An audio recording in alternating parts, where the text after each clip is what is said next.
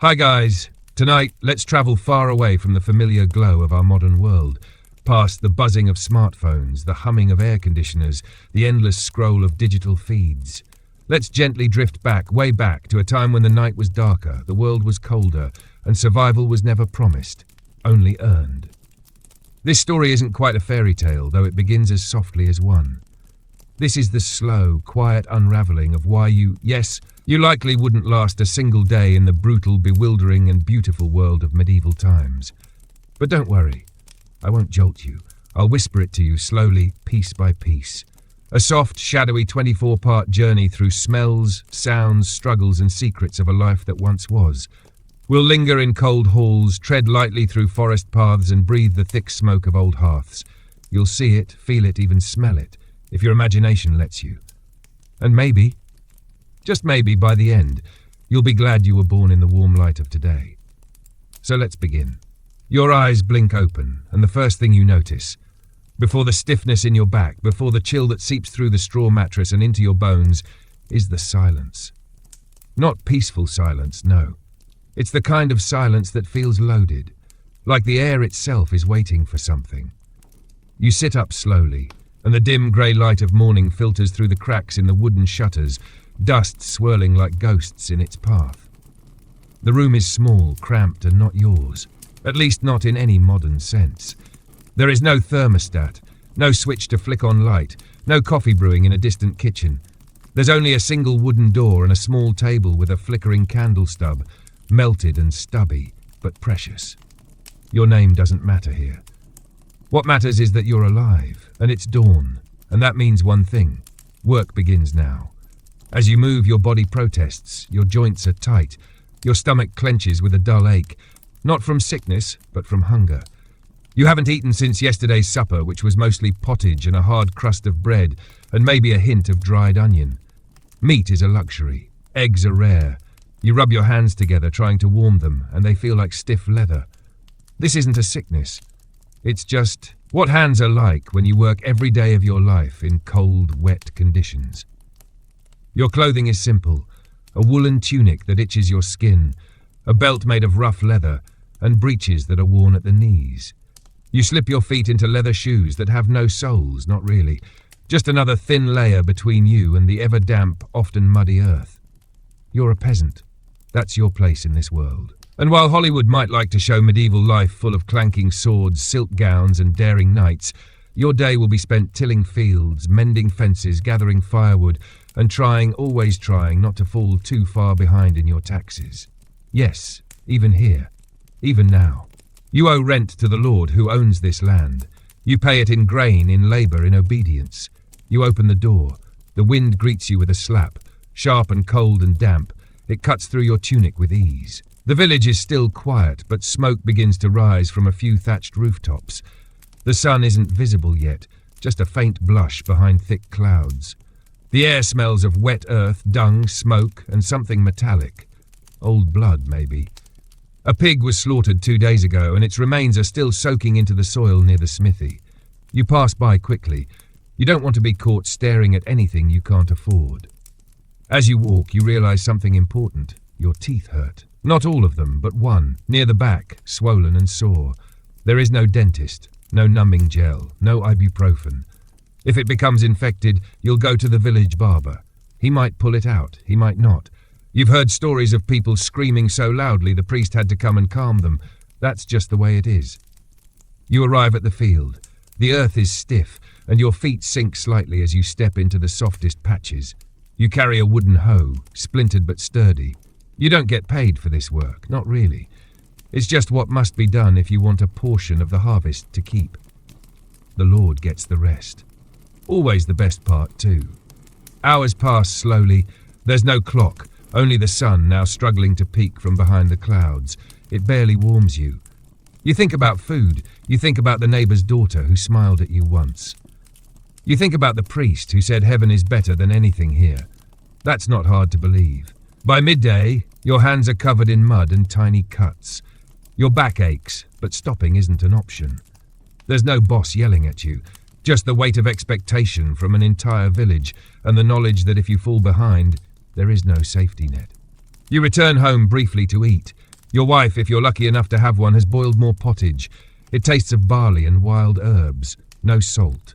Salt is expensive. Your child sits by the hearth, sniffling quietly, cheeks red from the cold. You touch their forehead. Slight fever. You pray it's nothing. You go back out. More work. Hauling wood. Helping mend a neighbour's fence. You don't say much. Conversations here are brief and functional. Talk wastes breath. Besides, everyone's tired. As the sky darkens, the wind picks up. Rain begins to fall, light at first, then heavier. You're soaked within minutes. There's no umbrella. Just the hood of your cloak, if you even have one. You press on. Night falls. Early, cold and fast. You return home. The room is still dark, the candle nearly gone. Your feet are numb. You pull off your shoes, wincing at the blisters. Your wife hands you a dry cloth. You sit near the fire, such as it is. You eat again. The same pottage. The same crust of bread. Your child coughs in the corner. The sound cuts through the room. You lie down. The straw mattress pokes your back. You wrap your cloak around you, holding your knees to your chest. The wind howls outside, rattling the wooden boards. You close your eyes, but sleep doesn't come easily. You think about tomorrow, about the aching tooth, about whether the barley will grow better next week, about how to patch the hole in the roof, and somewhere, just before sleep comes, you remember. You weren't always here. You were somewhere else long ago, somewhere with pillows, with light at the flick of a switch, with medicine and warmth and safety. But that place is gone now. You are here, and this is only your first day. The next morning begins not with sunlight, but with the slow, rhythmic groaning of the wind outside your small wooden home. It pushes through the gaps in the walls and under the door, cold and constant. You wake not because you're rested, but because the world has decided you've slept enough. There's no softness here, no warm bed to delay the morning. The straw beneath your back is damp. Your joints ache even more than yesterday. The ache isn't sharp, it's dull and constant, like a whisper that never stops. Your eyes flutter open and you inhale the scent of smoke and damp wool. The fire burned out hours ago. You reach toward the small bundle at your side, a threadbare tunic, folded as best as it can be. You wrap it around your shoulders before standing, shivering as your bare feet hit the packed earth floor. There's no thought of rest. The day is already waiting.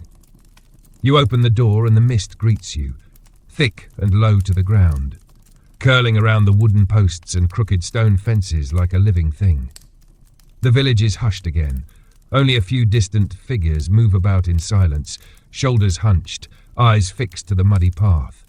No one speaks this early. There's nothing to say. Everyone already knows what the day will bring. The path you take is slick with mud.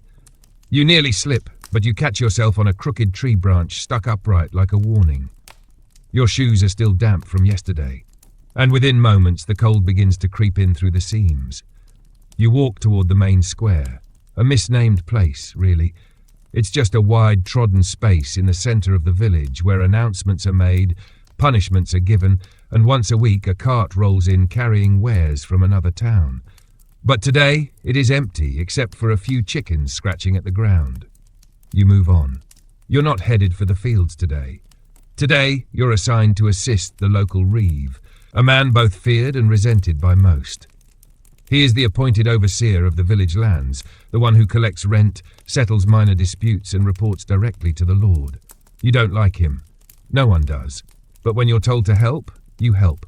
Saying no isn't really an option. You find him near the granary, where wooden bins store the dried grain collected from recent months. The reeve is already shouting at a boy, no older than 10, for brushing against a sack and spilling a handful of barley. The boy stands still, eyes lowered, lips tight, as the reeve waves his stick with exaggerated gestures. The boy's father watches from nearby but does not intervene. There is no justice here, only order. You're handed a heavy wooden bucket and told to carry it to the mill down by the river. It's filled with damp stones used to weigh down the grain sacks. Why it matters, you don't ask. You simply nod, take the bucket, and begin the long, awkward walk down the sloping path. Your shoulders groan under the strain. You grip the handle tightly, but it bites into your palm. The river is swollen from the night's rain. The mill creaks with every gust of wind, its wheel churning steadily in the cold water. Inside, it smells of wet wood, rotting husks, and something musky, perhaps from rats. The miller nods as you set down the bucket. He doesn't thank you. No one does. You stay to help for a while. You feed grain into the grinding stones and watch as flour pours out in puffs, soft and pale. You think, just for a moment, of warm bread. But you know most of this flour will never touch your table. It's measured, weighed and taxed, and the best of it goes straight to the manor. By midday, your arms throb. Your lips are cracked.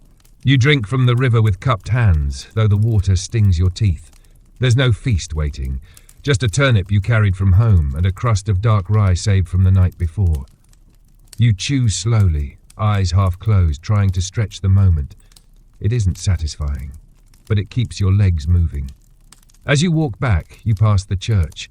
Its grey stone walls rise higher than any other building in the village, and its bell tower leans just slightly, like it's tired too.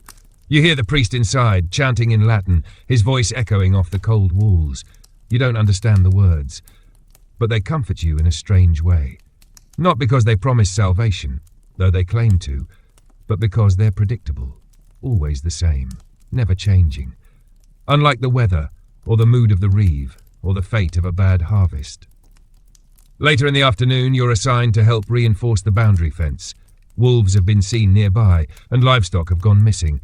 The wooden stakes are heavy and slick with rain. You drive them into the ground with a rusted hammer, your hands raw with effort. Each blow makes your bones vibrate. Each time you miss, pain flares in your wrist. But you keep going. Because if you don't, if the fence isn't fixed, the pigs might vanish next. And pigs mean meat, and meat means survival. When the sun begins to sink, the air turns sharper. The sky turns the colour of wet ash, and the first stars blink weakly into view. Your stomach growls again, but you ignore it. You're used to that sound. It's like a companion now. Back home, your wife is silent. Her hands are red from washing clothes in the river. Your child's cough is worse. His cheeks are pale now. His breath is raspy. You feel a slow panic rise in your chest, but you push it down. You can't afford to panic. You need to think. You need to act. You remember something. An herb the priest once mentioned. Grown wild, used in teas. You might find some. Maybe. If you're lucky. But luck is scarce these days. You eat quietly. The same stew. The same bread. The candle is shorter now. The oil is nearly gone. You will have to choose soon what matters more, light or warmth. Your wife lays your child against her chest, rocking him softly, whispering a lullaby that's half a prayer. You watch, feeling helpless. You wish for things you don't have names for, a doctor, a cure, a future. You lie down once more, staring at the wooden beams above. They creak with the wind. Outside you hear a distant howl, animal or human, you can't tell. And then, darkness. Real darkness. Not the kind that flickers from television screens or dims with the touch of a button. The kind that lives, that breathes, that waits. The cold doesn't ease with dawn. You awaken to a stillness so complete, so unmoving, it feels as though the entire world has frozen. And in many ways it has. The fire is long dead. The air in the room is sharp, biting at the edges of your face as though it too has fangs. You don't open your eyes immediately. You don't want to.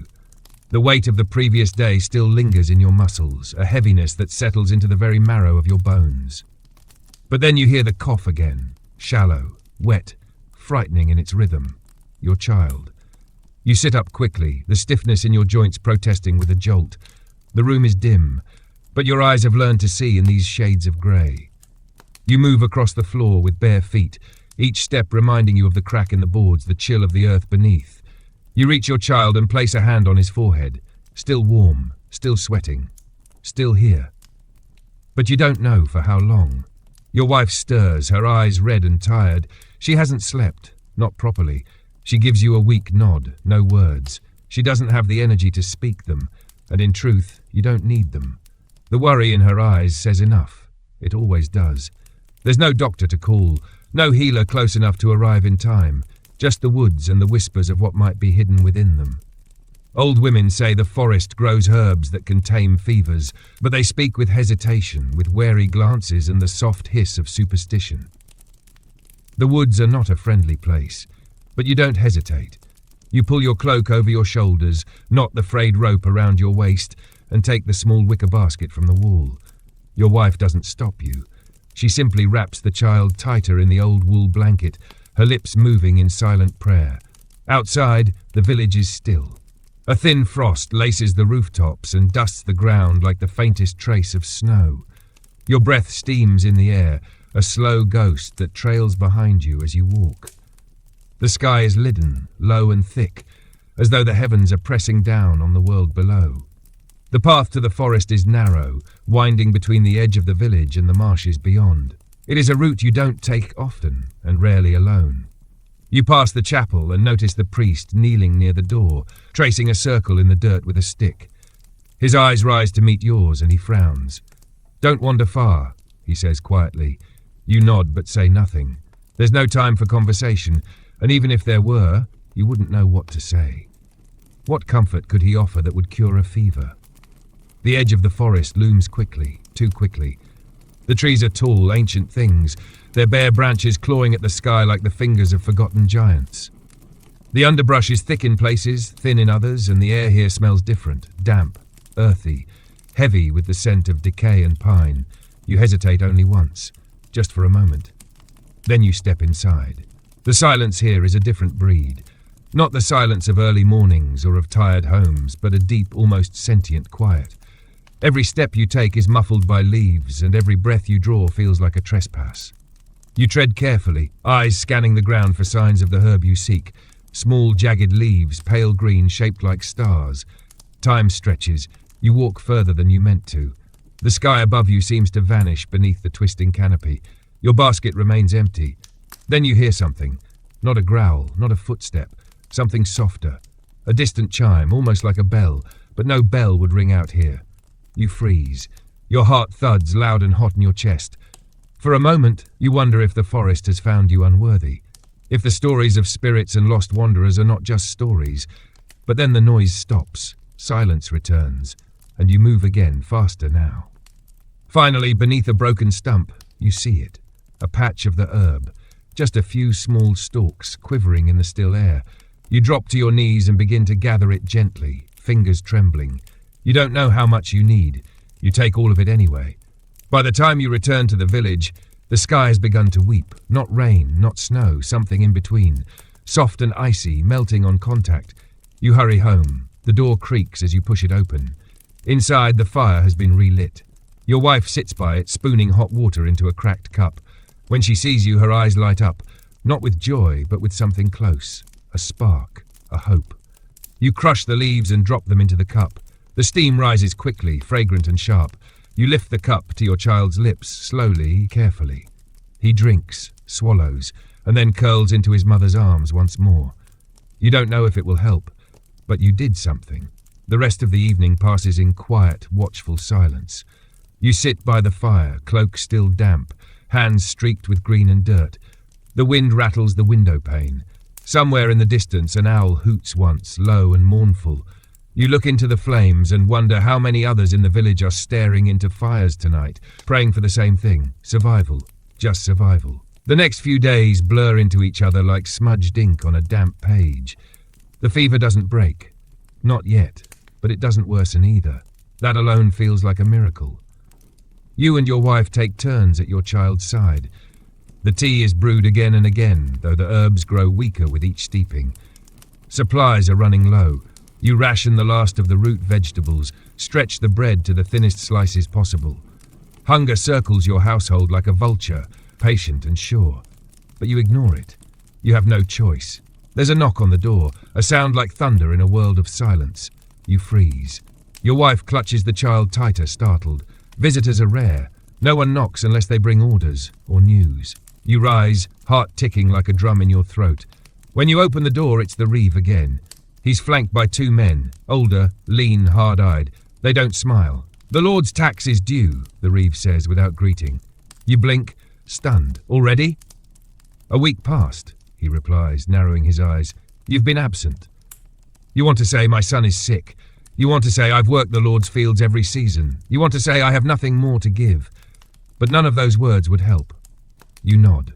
They step inside. One man checks the pantry. The other inspects the bedding. They do not touch your child, thank God, but their eyes linger too long, calculating, measuring the worth of your life by sacks of grain and hunks of cloth. They leave with half a sack of oats. It's not enough. They know it. You know it. but they say nothing. For now. Your wife doesn't speak after they leave. She just stares into the fire with a hollow gaze. You sit beside her, your hands find hers, you squeeze gently. There are no words of comfort strong enough for this moment, only warmth, only presence. The next day, you return to the fields. Not because you are asked, but because not being seen working is its own kind of danger. The land is hard beneath your feet. The frost has settled deeper now, like a stubborn sickness in the soil. You work slowly, clearing debris, breaking the brittle crust of earth with your hoe. Your breath clouds the air. Your muscles scream from days of tension and no food. But you don't stop. You glance toward the tree line now and then, half hoping the forest might offer something again. But it stays quiet, guarded, watching. By noon, you're dizzy. The sun is a dim smear behind clouds. You drop to one knee, clutching your side. Your stomach is a hollow drum. You haven't eaten all day. Maybe not yesterday either. The hunger has become a dull background hum, only now does it claw forward. Someone speaks your name. You turn. It's old Maud, the herbalist widow who lives near the edge of the village. No one visits her. They say her hut is cursed, that her husband died too suddenly, that she speaks to things that don't exist. But you've never believed the talk. She walks slowly, leaning on a crooked staff. Her back is bent, but her eyes are sharp. Heard the boy's sick, she says. You nod, chest tight. I have something. Won't cure him, but might help him rest. You look at her, surprised. Why help? Maud chuckles, though it sounds more like a cough. Because you're the only one who's never looked at me like I was a ghost. She hands you a small cloth bundle. Inside are dried leaves, darker than the ones you'd found before, twisted and fragrant. Not sweet, earthy, rooted. Boil it in milk, she says, if you have any left. You don't, but you thank her anyway. You'll trade for some, somehow. You return home that night with a new heaviness, not of fear, but of duty. You must find milk. That means barter. That means sacrifice. You knock on your neighbour's door. Thomas, a man who keeps 2 goats, one of whom still gives milk in the winter. He answers, guarded. You offer him your last candle, the one saved for deep winter nights, for Christmas Mass, for prayer. He hesitates, then nods. You return home with a small jug of milk, barely enough for a cup. Your wife watches silently as you boil it, dropping the dried leaves into the bubbling liquid. The smell fills the room, a warm, bitter scent that reminds you of earth and roots and smoke. You lift the child gently, pressing the warm cup to his lips. He drinks, not much, but enough. He sleeps deeply that night, his breathing steady, his skin cooler, and for the first time in days, your wife smiles, just barely. Later, as you lie beside the fire, wrapped in your cloak, you stare at the ceiling. The wind moans beyond the walls, the branches creak, but inside your home the air is still. No one speaks, no one dares hope aloud, but in your chest something stirs. Not certainty, but a flicker, a whisper. Maybe. The days that follow pass like footprints in soft snow, there and then quickly fading. Your son sleeps more than he wakes, but the fever no longer burns with such terrible insistence. The redness in his cheeks has softened to a faint blush, and though his cough still echoes in the small room, there's strength returning to it. You notice. So does your wife. Neither of you says it, not aloud. You don't want to chase away the fragile progress with the weight of words. Instead, you work. There is always work. On the 6th day since the fever began, the sky opens up to release a pale, wintry rain. It falls gently, silently, soaking everything with the steadiness of inevitability. The ground becomes slick. The roofs glisten with slow trickles, and smoke from chimneys curls low, pinned to the earth by the damp air. You're out by the eastern pasture, helping to rebuild a collapsed section of fencing. The storm last week had blown it flat, and the livestock have grown restless. Pigs are clever, too clever sometimes. Without the fence, they wander, and if one goes missing, it's not just meat lost, but punishment gained. The mud squelches beneath your boots. Your fingers, red and stiff, grip the wooden stakes as you press them into the earth. Beside you, young Ulrich, barely 13, works without speaking. He's the miller's 3rd son, sent to learn real work, as his father puts it. His nose runs constantly. His hands are small but quick. You like him. He reminds you of yourself in a distant, hazy way, back when your back didn't hurt every morning, back when your thoughts weren't always tethered to hunger and sickness and duty. He sneezes. You hand him a rag without a word, The village moves slowly in the rain. Everything becomes quieter, heavier. Horses don't clop so much as slull, sheesh through puddles. Carts drag, their wheels sinking deeper with each turn. The usual rhythm of the place, hammer strikes from the smithy, voices trading insults or greetings, dogs barking in the distance, all soften under the curtain of the drizzle. The world seems hushed, subdued, as though the rain carries with it a kind of reverence or warning. You and Ulrich continue placing stakes until the basket is empty. The young boy pauses to stretch his back and peers up at the thick clouds. "Reckon it'll flood again?" he asks. You shake your head. "Not if the wind stays east." He nods like he understands, though you're not sure he does. Doesn't matter. It comforts him to think there's some logic to it, to believe the world gives signs and that men can read them. As you return toward the village, the mud clings to your feet, dragging with each step. You stop by the common well to rinse off your hands. The water is icy, nearly numbing, but it scours the filth from your skin. For a moment, you simply watch it swirl and vanish down the sides of the wooden pail. Behind you, someone clears their throat. It's Edwin, the cooper. Wide in the shoulders, a barrel of a man, beard like a tangle of brambles. He rarely speaks more than necessary. "I heard the boy's improving," he says. You nod cautiously. "A little." He glances at the sky, then back at you. "That's good. We'll need him come spring." It's not kindness, not really. It's a simple statement of economics. Every able body counts. Every small hand can carry firewood or herd chickens or fetch water. Still, it sits strangely warm in your chest. Not affection, but recognition. That evening, back home, the fire crackles more steadily than before. You manage to barter for dry wood from the thatcher's apprentice, offered to sharpen his axe in return. A fair trade. One that leaves your hands blistered, but your home warm. Your son is awake. He doesn't speak much, but he watches you. Tracks your movements with eyes no longer glassy from fever. You pass him a bit of root to chew. He gnaws at it slowly. That's enough. Enough to push away the worst fear that had lived in your stomach for nearly a week. You sit by the fire with your wife. She spins wool, slowly, with fingers that move from muscle memory. The hum of the spindle, the clack of the wheel, the occasional pop from the fire, it all settles around you like a song you once knew well and are only now remembering. Then comes a knock. Not hard, not frantic, just two soft raps. You and your wife freeze. Visitors, again. You open the door to find a girl, a child really, no more than 8. Her eyes are wide and her lips pale. "Das says to come quick," she whispers. "The boy fell from the ladder. He's not waking." You nod and follow. Instinct already propelling you. The rain has turned to mist now and it clings to your cloak in cold kisses as you move. The boy in question is Jory, the thatcher's oldest, barely 15. You find him sprawled near the base of the rickety wooden ladder behind their home. His head is bleeding, just at the temple. His chest rises and falls, but slowly, shallow. His mother sobs softly nearby. His father stares, blank-faced, kneeling beside the boy and muttering under his breath. Prayers, curses, maybe both. You kneel beside him and touch the boy's wrist. The skin is cold. His pulse flutters like the wings of a trapped moth. You don't know how to fix this. You're no healer. But you remember Maud. Without a word, you turn and run. You find her where she always is, tending her tiny garden behind the crooked hut. She doesn't flinch when you arrive, doesn't ask questions. She sees your face and simply nods, gathering a bundle of herbs and 2 small vials from her shelf. "He'll need time," she says, "and warmth, and luck." You carry the items back like treasure. Sacred things. The boy hasn't moved, but Maud kneels beside him, feels his pulse, tilts his head and begins to work. Your wife arrives soon after, carrying blankets and a candle. Others gather too, quiet, worried. The village has no doctor, but when something breaks, the village itself becomes the remedy.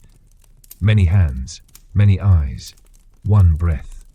Maud mixes a paste, dark and bitter, and applies it to the boy's temple. She speaks low and steady. You can't hear the words, but they feel ancient. Like something older than the village, older than the land. By morning, the boy opens his eyes. The mother collapses into her husband's arms. Maud doesn't stay for thanks. She leaves before the rooster crows, staff tapping against the cobbled path. You walk her halfway back. "You have a good heart," she tells you. You don't respond. Not because you disagree, but because you're not sure you deserve such a thing. That day, as the sun finally breaks through the clouds, casting long gold light across the soaked village, you feel something unfamiliar settle into your chest. It isn't joy, nor relief. It's something quieter, more enduring. The beginning of belonging. The first frost of the season arrives with no announcement. You wake to a white film blanketing everything. Thatch, stone, earth, wood. It clings like a veil, not snow, not quite ice, but the in-between breath of winter making its first true mark. Your breath steams the air as you open the door, and the boards beneath your feet creak louder than usual, as if surprised by their own stiffness. Outside, the world is still. Even the crows, usually noisy at dawn, have gone quiet. The silence is deep, almost reverent. A silence that makes you think of cathedrals, of moss-covered stone ruins, of places too old to speak aloud anymore. You take it in with slow breaths, watching as the frost glitters faintly beneath the pale morning sun. It's beautiful, truly, but also dangerous, because frost means the earth has begun to sleep, and that means the hunger will wake. You go to the shed to check your stores. The door groans when you open it, revealing baskets of onions, a small stack of turnips, the last few apples now withering, one clay jar of lard, half a sack of barley, a string of dried mushrooms from the forest. It looks like enough, but you know it's not. Not for the months ahead. Your wife joins you, her face wrapped in a scarf, the wool pulled up to her eyes. She doesn't speak, just rests her hand on your arm and looks over the food. You both know what it means. Every meal will need to be thinner. Stretch longer. Waste nothing. Later you walk through the village, nodding to those you pass. Few words are spoken these days.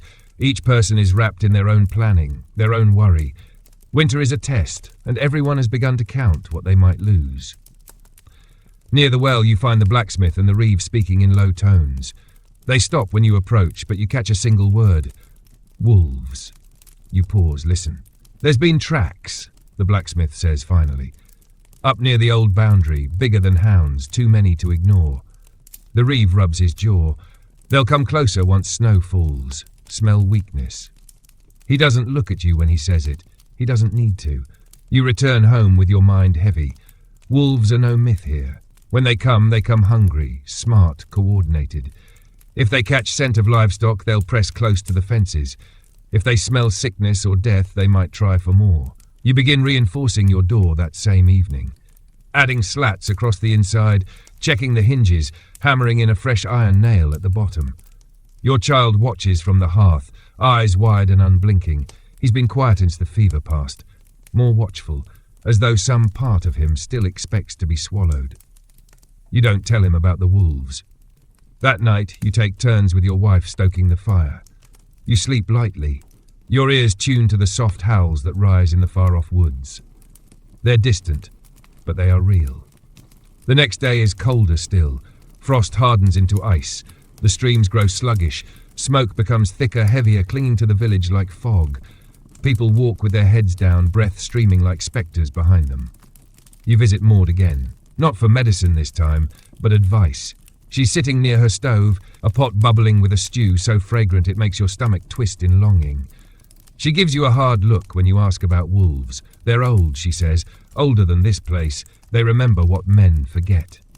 You wait. If they come to the edge of the village, don't light torches. Don't scream. That only stirs their hunger. Then what, you ask? She looks into the fire. Pray they don't find reason to stay. You walk home slowly. The sky is overcast, the sun nothing more than a smudge behind thick clouds. You pass the chapel and see the priest hanging sprigs of rosemary along the threshold. Protection, he mutters, half to himself. You copy him. That evening you hang dried thyme above the doorway, not a line of rough twined garlic bulbs across the window frame. It's not much, but it's what you have. Dinner is quiet, a thin soup of barley, mushroom, and a single crushed clove of garlic. Your son eats it with his eyes closed, savouring every drop. Afterwards you sit beside the fire again. The warmth is thin but constant. You hold your child in your lap. He leans into you without a word, head resting against your shoulder. His breathing is calm, regular, still yours. The wind picks up outside, brushing against the walls like invisible hands. The house groans. Wood shifts, ash stirs. You hear a howl again. Closer this time. Not distant, not abstract, real. Your wife turns slowly to face you. Her eyes are steady, but her hand tightens around the spindle. You nod once, quietly. Tonight, you keep the fire burning just a little higher, not enough to attract attention, just enough to feel brave. And in the darkness beyond the trees, something waits and watches. The morning after the howl feels like the air itself is holding its breath. You wake before the sun rises, blinking into the half-dark, listening. The fire is burned low and the coals pulse like faint hearts under ash. You sit up slowly, careful not to wake your wife or child, and cross to the window. The shutters creak as you push them open just enough to peer outside. Frost clings to everything. The thatch glitters. The ground is stiff. And there, pressed faintly into the earth just beyond your door, is a single paw print. Not a dog's. Too large, too precise. You close the shutter and breathe deeply, hand braced against the frame. A part of you wants to believe it's old, left days ago. But you know it isn't.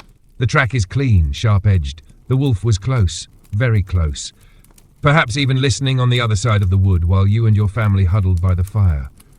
You don't tell your wife. Instead, you slip out quietly, taking the axe with you. The blade is worn, notched from years of work, but it's sharp enough. You move through the village, footsteps soft in the brittle grass, until you reach the edge of the woods. There's a stillness there, trees rising like silent watchers. The sky above is pale, washing from violet to steel grey, but no warmth comes with it.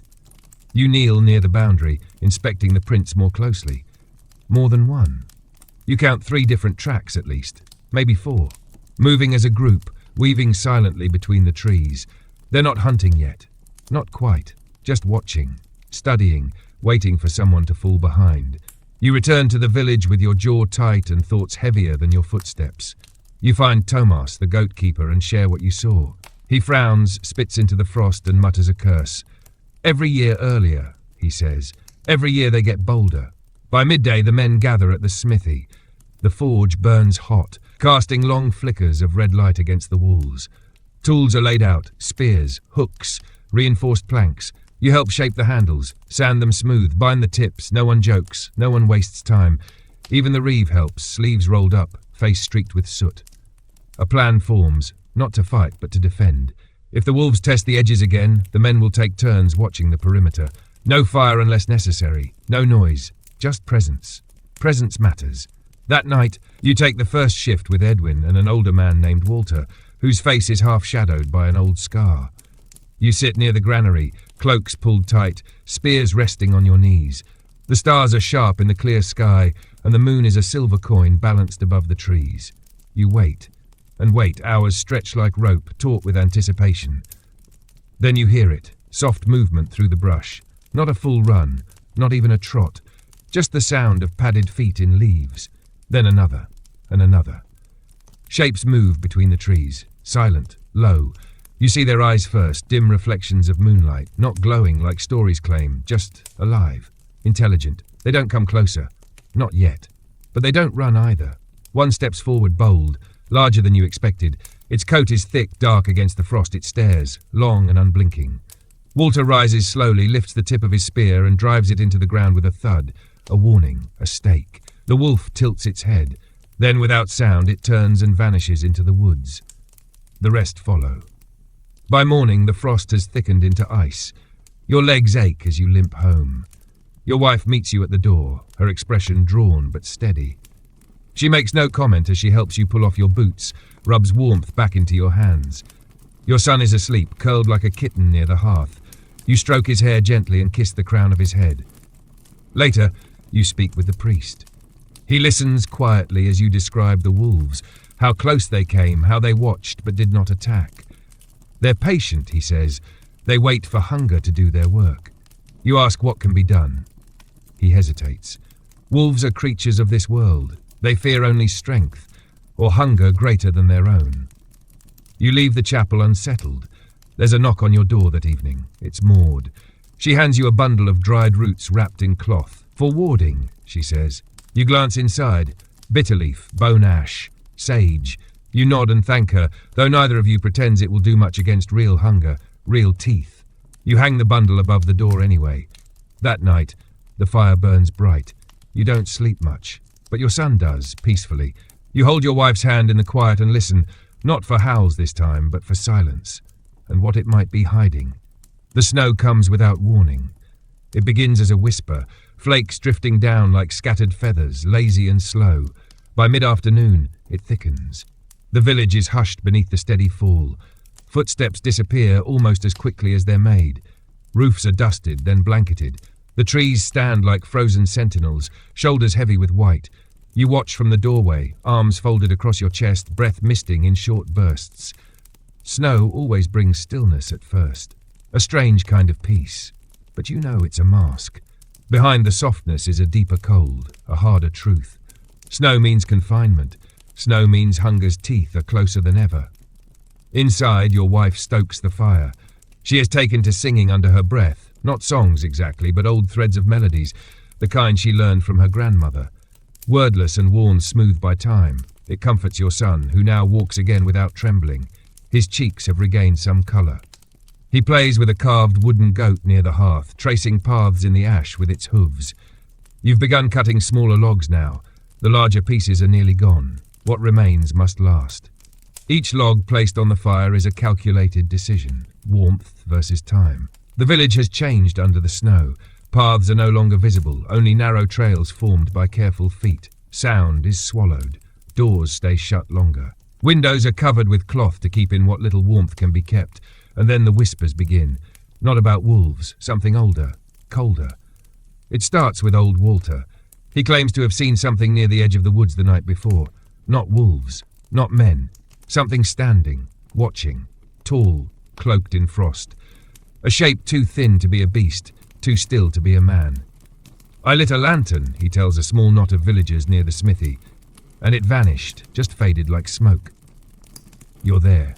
You hear him, and though you've never thought Walter one to lie, you remain quiet. The others shake their heads, some scoff, but no one laughs, not truly. Later, Maud finds you near the well. She carries a bundle of dried pine resin tied with red string. Don't let the fire die, she says. You nod, but she lingers. There are things that wake in deep snow, she adds, things that sleep all other seasons. You glance toward the woods. The snow falls heavier now. Branches bend under the weight. That night, the wind howls like a beast denied. It scrapes across the shutters, claws at the roof. You pile 2 extra logs onto the fire. The shadows stretch high across the walls, dancing like old spirits. Your wife wraps herself and your child in a single blanket. You sit closest to the hearth, the axe across your lap, watching the flames, feeding them slowly, carefully. At some point, just past midnight, the fire hisses as the snow melts on the chimney stones. You think you hear something outside, not movement, just presence, a sense, a pressure. You rise, open the shutter by a finger's width and see it. Not clearly, but enough. A figure in the snow, far off, just beyond the fence. Unmoving, tall, wrapped in something like a cloak or shadow or snow itself. It does not come closer, it does not retreat, it simply stands. You close the shutter slowly, heart hammering. You say nothing. You return to the fire, stoke it. You don't sleep. By morning, there are no footprints in the snow. None. You step outside and check 3 times. The path is undisturbed, smooth, as if no one, no thing, ever stood there. Still, you take the pine resin Maud gave you and sprinkle it into the flames. It burns sharp, bitter. The smoke curls blue, spiraling high and fast up the chimney. Your wife watches you with questions in her eyes. You only shake your head. The next day, the snow deepens. A goat is found dead near Thomas's pen, its neck torn cleanly. No tracks, no blood trail, no drag marks, just a still, clean corpse in the snow, eyes open. Thomas says nothing. He simply builds a fire beside the pen and keeps it lit all day. The priest holds a blessing in the chapel that evening.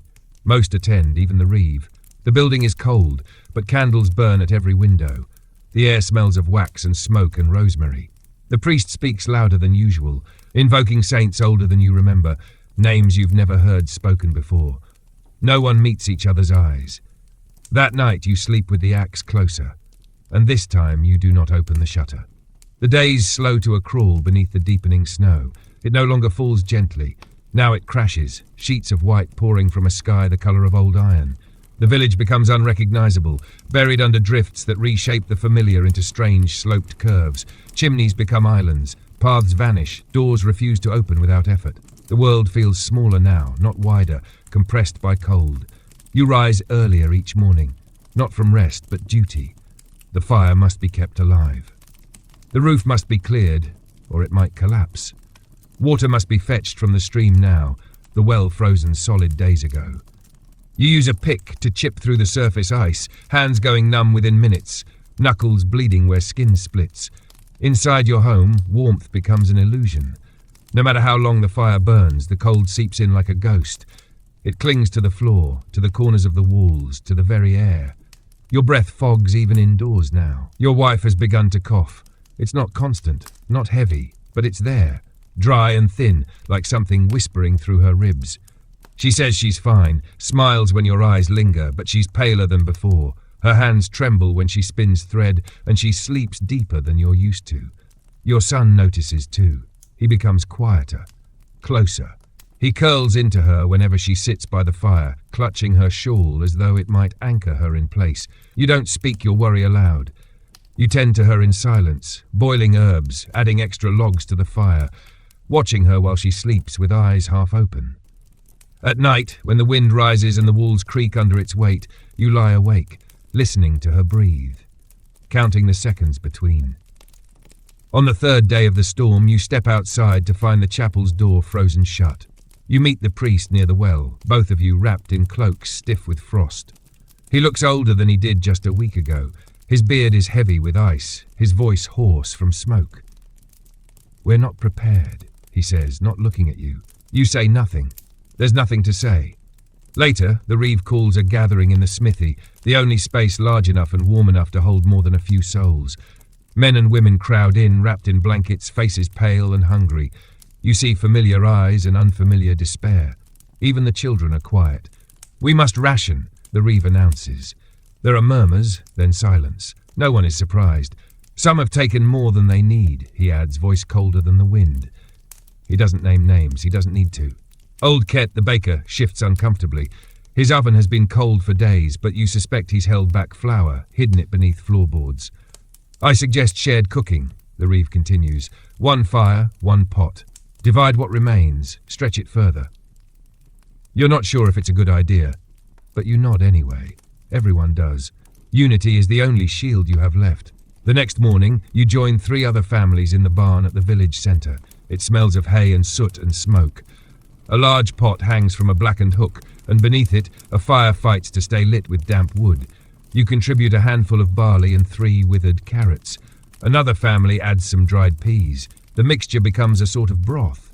Bland, thin, but hot.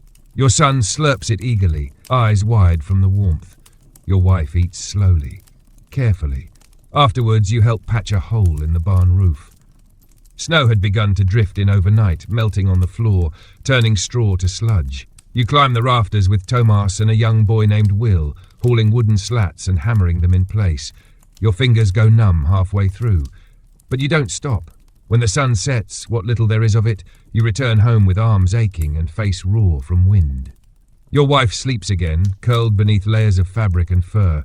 You press your hand to her cheek, still warm. For now. You sit by the fire, feeding it slowly, watching the flame, thinking. You've begun to dream strange things, a forest, black and endless, a door in the middle of the snow, a voice calling your name, not loudly, but insistently, as if it's waiting for you, as if it already knows you. You wake from these dreams, sweating, heart racing, despite the cold. That night, you wake again near dawn, not from the dream, from a sound, a knock, slow, measured, 3 times. You freeze. It's not your wife, not your child. You rise without a word, grab the axe from the corner and approach the door. Your heart beats like a drum, each step heavy, your breath short and white in the air. You don't open the door. You press your ear to it. Silence. But you feel it again, that presence, like breath against your skin. And then, faintly, something moves outside. The crunch of snow, the hush of something gliding across the drift. You wait for more. It doesn't come. By morning, the snow has swallowed every trace. No footprints, no mark, just white, endless, clean. Your wife stirs beside the fire, her breath raspy but steady. Your son sleeps, a carved goat clutched in his hand. You stare at the door for a long time, unsure if anything is different, but knowing something is. The sun doesn't rise so much as it fades in, a dull, leaden smear across the eastern sky, barely enough to cast shadows. The snow reflects what little light there is, giving the village an eerie, luminescent glow, white and silent, as if the world has been erased and redrawn in pale charcoal. You don't speak of the knock. You don't tell your wife. You don't tell the priest. You don't even whisper it to yourself. But the memory of it hangs heavy in your bones, like wet cloth refusing to dry. Every creak of wood, every shift of wind against the walls makes you listen now. Not with fear, with something slower, deeper. A watchfulness that you didn't possess before. Your wife is weaker today. She smiles when you hand her warm broth, but it's a tired thing. Thin. Her hands tremble as she grips the bowl and she coughs between sips, folding forward with the effort. You rub her back in silence, your hand moving in slow, steady circles. Your son watches you both from the hearth, the goat clutched tightly in his lap. You stay inside most of the day. The wind is sharp and the snow deeper than ever. Only the Reeve and two others attempt to dig a path to the chapel, but the drifts are nearly chest high. They return with red cheeks and frost-bitten fingers, shaking their heads. "We're sealed in," the Reeve mutters. The barn gathering continues. Every family now sends one member, only one, to conserve warmth. You go alone, your basket lighter each day. Tonight you bring a single onion and half a head of dried cabbage. The stew bubbles thin and grey, but the smell is enough to gather the weary. People eat quickly, mechanically. No one speaks of spring. No one speaks of tomorrow. Only old Elric speaks now, and he mutters nonsense to himself. He sits near the wall, wrapped in every cloth he owns, whispering into his hands. "It's not the wolves," he says. "It's the ones who walk with no prints." You glance up. No one responds. But you notice no one mocks him either. That evening, after returning home, you go through your meagre stores again. You count the logs, you weigh the barley, you stare at the last piece of salted meat, dried boar, hard as wood, wrapped in cloth and hidden in the floorboard. You don't touch it yet, not unless you have to. Later, you sit beside your wife as she sleeps. Her breathing is shallow, her skin pale. You wet a cloth and wipe her forehead. She murmurs in her sleep, a name maybe, a word you don't recognize. Then she quiets. You don't sleep. The fire burns low. In the deepest part of the night, your son stirs beside you and whispers, "There's someone outside." You stiffen. He sits up slowly, eyes wide. Not frightened, just certain. "Where?" You whisper. He points toward the door. You rise, heart pounding. Not again. You move silently, crossing the floor with practiced quiet. You lift the axe, press your hand to the door. This time there is no knock, but there is movement. A flicker just at the edge of the window. A shadow, a shift. You lift the shutter slightly. There, beyond the fence, half blurred by the swirling snow, stands the figure again, still, watching. It has no lantern, no visible face, no gesture, but it tilts its head slowly. You watch, unblinking, and it does something you didn't expect. It raises one arm, not in threat, in invitation, a beckon. You slam the shutter closed. Your breathing is quick now, shallow. You check the door, still locked, still braced. You check the window. No sign of entry. You return to your son, who's still sitting, legs tucked under him. His eyes meet yours. "They're waiting," he says softly. You say nothing. Just pull him close and feed the fire again. In the morning, Maud comes to the door. She looks colder than usual, her hair stiff with frost. She hands you a pouch of herbs and says nothing, just glances once toward the woods and leaves. Inside, you boil the herbs into tea. It smells of sharp mint and ash. You feed it to your wife in careful sips. That afternoon, you patrol the edge of your home, reinforce the shutters, rub wax into the cracks, bury coal near the threshold for warmth. Anything. Something. That night, you place the axe by the door again, but this time you add salt in a thin circle around it. You sleep, eventually, in broken pieces. Your son curled against your chest, your wife's cough the only sound in the darkness, and just before dawn you dream again. A forest, black and endless, a door in the snow standing open, and the figure waiting, not moving, but closer. Snow now coats the village like an old memory, thick, inescapable, familiar. It falls in curtains, not flakes, and there is no longer sky, only grey above and white below. Time itself feels frozen, locked behind a veil of cold, each hour identical to the last. Your wife no longer rises in the morning. She sleeps, eyes fluttering beneath lids, breath shallow but rhythmic. You bring warm cloth to her face, feed her broth drop by drop. She stirs sometimes, murmurs things that have no meaning, names you've never heard, songs you never taught her. Your son does not ask questions. He is too quiet now. He helps you without being asked, carries water, tends the fire, brushes snow from the door. There is something old in his eyes now, too old for his age, like he has been watching through someone else's skin. The ration fires continue in the barn, but fewer people come. Some are sick. Some cannot leave their homes. Some simply do not answer when called. Inside the barn you share space with Tomas and Will, the young boy with frostbitten fingers. The stew is thin but hot. The warmth matters more than the taste. Old Elric is missing. No one says it aloud, but when his seat by the wall remains empty 2 nights in a row and the firewood he stored behind the chapel goes untouched, people understand. A silence settles in his absence. Not mourning. Not quite. More like an agreement not to speak what all already know. The next day, the snow stops. Just for a moment, the sky clears in a strange, sudden way, blue appearing like an eye, watching, cold and wide. It doesn't last, but while it holds, you step outside and look, and see it. Tracks, leading away from Elric's door. They don't belong to boots or hooves or paws. They are narrow, long, deep as a blade. You follow them for only a moment, just to the tree line. Then you stop, because they don't lead away. They appear, out of nowhere, beginning at his threshold and ending just before the forest. There are no return prints, no scuff of struggle, no trail of blood, just one path, one direction. You return home quickly, shovel snow against the door, double-check the bracing. That night, your son asks you a question. Can people just disappear? You look up from the fire. He's staring into the flames, not at you. What do you mean? You ask. He shrugs, too small to carry that kind of thought. I heard a voice, he says. In the dream, it said Elric was chosen. You put your hand on his shoulder, firm but gentle. Dreams are only dreams, you whisper. He nods, but you both know that's not true. Later, when the village is silent and the fire flickers low, you hear it again. The knock. This time, it's not on your door. It's on someone else's. 2 houses down, 3 soft taps. Then nothing. You freeze, hands clenched. You count your breath. 1, 2, 3. Then a moment later, a second knock, this one closer.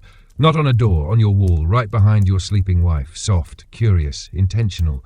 You do not move. You do not breathe. The sound does not come again. You wait until the fire dies to ashes, and only then do you sleep, eyes half open, body tense. The next morning the snow begins again. Your wife does not stir, but her lips move silently, a name you've never heard. And outside, in the tree line, a shape stands once more, not closer, not farther, but clearer. The village begins to forget the sound of birdsong. Weeks have passed, or perhaps only days. It's impossible to tell. Time is no longer measured by the sun, which rarely breaks through the thick sky, or by the ringing of the chapel bell, which froze to silence after the last storm coated its ropes with ice. Now time is marked by the burn of firewood, by the depth of snow against the door, by the number of steps it takes to fetch water from the stream before your hands go numb. Your wife no longer speaks. She opens her eyes sometimes, brief, flickering moments where she seems to see you, but then the clarity fades, replaced by a dazed, wandering stillness. Her cough has slowed, but it's not a sign of improvement. You know this. It's simply a sign of exhaustion. You keep her warm. You feed her when she swallows. You read the signs of her skin like a dying candle. Your son, too, has grown quieter. He walks differently now, careful steps, as if listening to something beneath the floorboards. He watches the corners of the room like they might shift when no one's looking. Sometimes he hums to himself, not a song you know, but a low, even tone, like the wind trying to remember a melody. On the 6th night since the last knock, the firewood runs low. You delay it as long as you can, but in the end there is no choice. You must go to the chapel. The priest said there was a small stack left in the back, kept dry beneath tarpaulin. Your son begs to come with you. You say no. You press your forehead to his and make him promise to keep the fire alive. Then you wrap yourself in 3 layers of wool and fur, lift the axe, and step into the storm.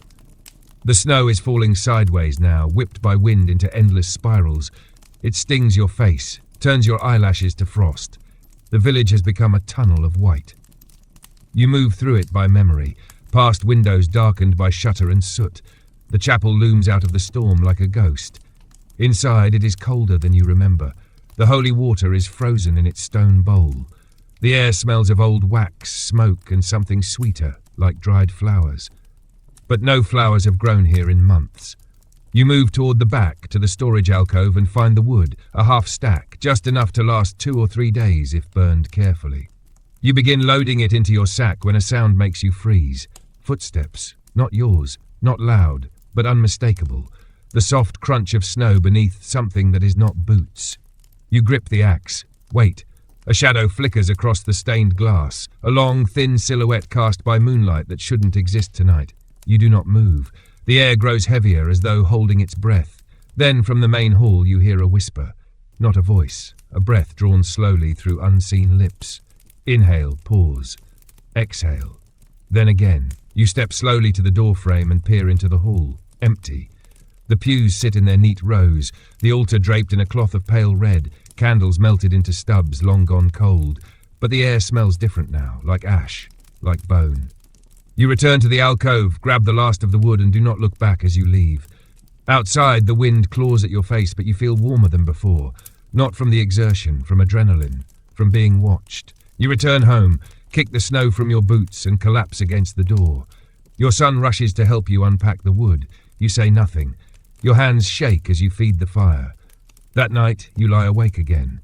You stare at the ceiling and listen to your wife's breathing, the gentle rustle of the fire, your son's quiet humming from beneath his blanket.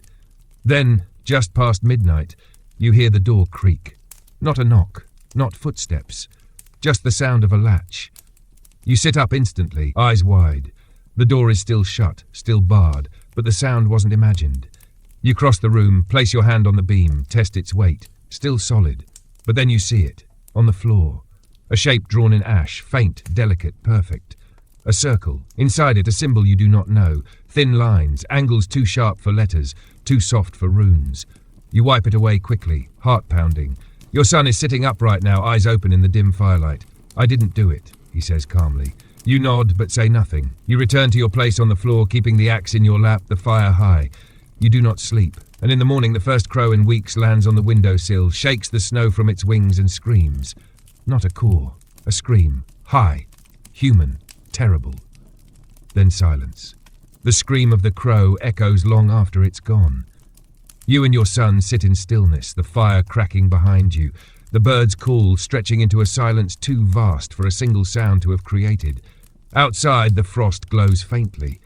The crow leaves no tracks in the snow as it flies away. Just the memory of its cry, burned into the air like the scent of something smouldering. Your wife stirs. She doesn't open her eyes, but she shifts. A low moan rises in her throat, more breath than voice. You rush to her side. Her skin is slick with sweat, warmer than it has been in days. Her lips part and a name escapes. No, not a name. A word. Something round and unfamiliar, spoken with the certainty of someone remembering rather than inventing. You repeat it under your breath. The syllables sit uneasily on your tongue. You've never heard the word before, but it tugs at something deep inside you, as though it belongs to a story you once knew and forgot. You feed her more of the broth. This time she swallows without help. For a moment, you feel hope. But it fades quickly when you notice the bruises blooming along her collarbone, faint, blue-green, like frostbite beneath the skin. There is no injury, no reason for them to be there. You say nothing to your son. You press another log onto the fire. Later, as the wind howls outside, you venture out again. You need to check on the others. The barn fire was meant to be tended this morning by Thomas, but the smoke is absent. No trail above the rooftops. No footprints in the lane. You tell your son you'll return shortly. He doesn't argue. He doesn't ask to come. He simply returns to humming. Slow, soft. A sound you now realize is no lullaby. The snow is thick, but firm beneath your boots. The wind has carved channels through it, winding shapes that look too deliberate to be natural. As you walk past the chapel, the door creaks open slightly, pushed by a gust of wind or something else. You do not stop. When you reach the barn, the doors are shut tight. No smoke, no sound. You knock, and when there's no answer, you press your shoulder against the wood and force it open. Inside, the coals in the fire pit are cold. The stew pot is still hanging, untouched, half full of congealed broth. Blankets lie in piles, but no one is there. Not Thomas, not Will, not any of the others. You search quickly, whispering names as you move between the hay bales, the crates of stored grain, the tools leaned against the wall. Nothing. No signs of struggle, no tracks leading away, just absence. You find a mark on the far wall, near the ladder that leads to the loft. A circle, drawn in soot this time. Smaller than the one left in your home, but the same shape, the same sharp angles, the same strange pull behind the eyes when you look at it too long. You leave. You don't go to the reeve. You don't seek out the priest. You go home. When you open the door, your son is sitting by the hearth, watching the flames. "I heard them," he says without turning. "In the snow." You kneel beside him. "Who?" He shrugs. "They didn't say." You ask what they sounded like. He tilts his head. "Hungry," he says.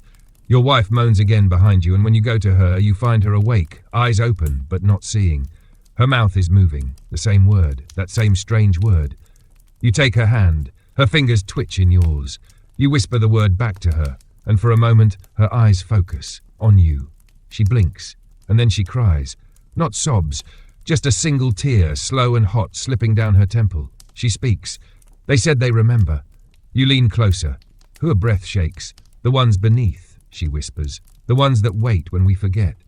You sit with her until sleep takes her again. That night you bar the door twice. You salt every window. You draw the symbol on your own in chalk across the threshold, not out of belief, but desperation. Outside, the snow glows faintly with a light that has no source. And when you finally sleep, you dream not of the forest or the door or the figure. You dream of your wife's voice, repeating the word again and again until it becomes your name, and of a great eye opening in the ice, staring not at you, but into you, as though it has always known you, and has finally remembered. Morning arrives without sunlight. The sky is the colour of old wool, dense, flat, eternal. There is no warmth in it, no shift in hue, just a dullness that presses down like a hand across the village. It's the kind of morning that makes you feel like you're not waking up, but slipping deeper into something that only resembles waking. Your wife sleeps still, quieter than ever. Her lips have lost their colour. Her breath is so soft you find yourself holding yours just to hear it. You wet her lips with melted snow. You whisper her name. She doesn't stir. Your son sits by the window. He hasn't spoken since last night. He just watches, his face calm, too calm. When you kneel beside him and ask what he's looking at, he says, "They're closer." You don't ask who. You know now. You step outside, axe in hand, and follow the half-vanished path toward the village centre. The air smells wrong today, burned iron and salt. The kind of scent that doesn't come from food or wood or fire. It bites the back of your throat. It follows you. The barn is still empty. The chapel is open again, though no one's there. The altar cloth has been torn. The crucifix lies sideways on the stone floor, untouched by snow, but coated in ash. The candles are all lit, but no one is lighting them. You call out, "Reeve?" No answer. You check his house, door wide open, hearth cold, no signs of a struggle, just stillness. A single bowl on the table, half a loaf of bread gone mouldy, the chair tucked neatly beneath it. You step into the smithy. The forge is dead, the anvil cold, but a shape is carved into the soot above the firebox. Another symbol, the same again. It seems to pulse faintly as you look at it, though you know that's impossible. You reach out to touch it, and your fingertips recoil before they make contact. Not from pain, from something older, something like instinct. You return home. Your son looks at you with the calm of someone who already knows the answers to questions you haven't thought to ask. You kneel beside your wife again. Her eyes are open and wet. She's crying silently, face turned toward the door. You take her hand. "They showed me," she says. Her voice is thin, wispy. You lean closer. "They're not here to punish. They're here to remind." "Remind us of what?" She turns her gaze to you now, her pupils large, black, filled with something you cannot see. That we belong to the cold. You sit back slowly. The fire pops behind you, startling in the silence. That afternoon the sky turns darker. Not night, just darker, as though the sun has begun to die and no one told the trees. You walk to the edge of the forest, against all reason, against every memory that told you not to. There are more tracks now, dozens, all facing inward, none leading away. And just beyond the first line of trees, the figure waits. Closer now. You can see its shape more clearly, tall, slender, draped in what might be a cloak or might be part of its body. Its face is featureless, smooth and pale like a mask carved from snow. Where its eyes should be, there are only hollows, wide and endless. It does not move. You do. Not forward, not back.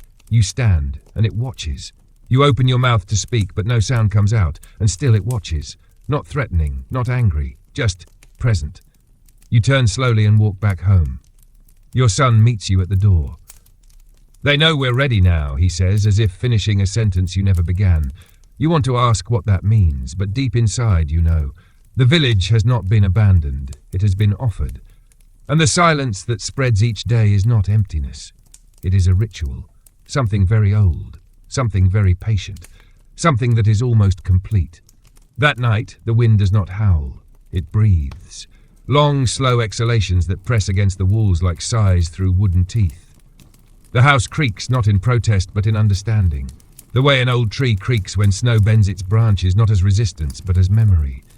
You do not sleep. Your wife lies still, her chest rising and falling like the rhythm of a distant tide. She does not speak again, but her lips move. Always the same word. That sound, soft and round, with no place in your language, but one that now lives somewhere under your skin. Your son sits beside her, not afraid, not tired, simply there. He reaches out at one point and takes your wife's hand. Her fingers twitch once, then rest. You feed the fire, but the heat no longer reaches the walls. The warmth feels distant, as if it can only light the room and not touch it. The smoke curls tightly, rising too quickly, escaping as though it too wishes to flee. You catch your son staring into the flames. "What do they want?" you ask him softly. He turns to you, his face quiet. "Not want," he says. "Remember." You try to ask what that means, but he just shrugs. "They said you forgot first," he adds, almost as an afterthought. And then, calmly, he begins to draw. He finds a piece of charcoal from the edge of the hearth, walks to the wall beside the door and begins sketching symbols. Not childish lines, not random scrawls, deliberate, precise. You watch in silence. You've seen those symbols before, in ash, in soot, in the dirt behind the chapel, etched into frost. "How do you know these?" you ask. He doesn't look up. "I dreamt them." You rise to stop him, but you don't, because something deep inside tells you it's too late for that now. When he finishes, he steps back. 6 symbols, drawn in a circle, and in the center a mark like an eye split down the middle, bleeding into the lines below. "It's a door," he says. You don't ask where it leads. You don't want to know. The wind continues to breathe, each gust longer than the last, each pause more deliberate. You listen to the rhythm of it and realize it's not random, it's not natural, it's language. You don't know the tongue, but you feel the cadence, a call, a response, a lullaby, but for something larger than a child, something older than the forest. Just past midnight, your wife exhales a long breath and doesn't inhale again. You press your ear to her chest. Wait, nothing. Her skin is still warm, her eyes still open, but her gaze has gone elsewhere. You do not cry, not because you don't want to, but because something inside you tells you this is not the end of her. Not truly. Your son does not weep either. He touches her hand once more, then pulls the blanket higher over her shoulders. "She's with them now," he whispers. You ask who. He smiles faintly, sadly. "The ones who sleep in the white." You sit beside the fire for a long time, holding her hand. Your son beside you, watching the symbols he's drawn as though they're changing while you're not looking. Outside, something knocks on the door. Not soft, not loud, just firm. Once, then silence. You do not answer, but you do not need to, because in the center of the room the fire dies suddenly, collapsing inward with a final hiss of smoke, and where the light vanishes, something opens. Not a door, not a hole, just space. Thick, dark, cold. It doesn't move toward you, but you feel it waiting, watching, not demanding, inviting. The silence now is not empty. It is full of voices that have not yet spoken, and in that silence you hear your wife's word again, echoing from nowhere, echoing from within. At first, you do not move. You sit in the quiet, one hand still resting on your wife's cooling fingers, the other gripping the axe, though its weight feels wrong now. Useless, ceremonial. Like a child clutching a wooden sword in the presence of something real. The thing in the center of the room, space, portal, absence, memory.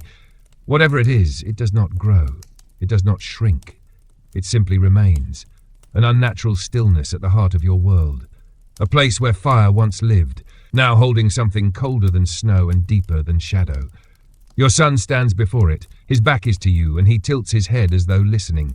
His hands are loose at his sides. His shoulders are relaxed. You whisper his name. He doesn't turn. He speaks instead, in a voice quieter than his own, though unmistakably his. They've always been here. You just stopped seeing them. You rise slowly, careful not to disturb the weight in the air. What are they? He steps closer to the dark.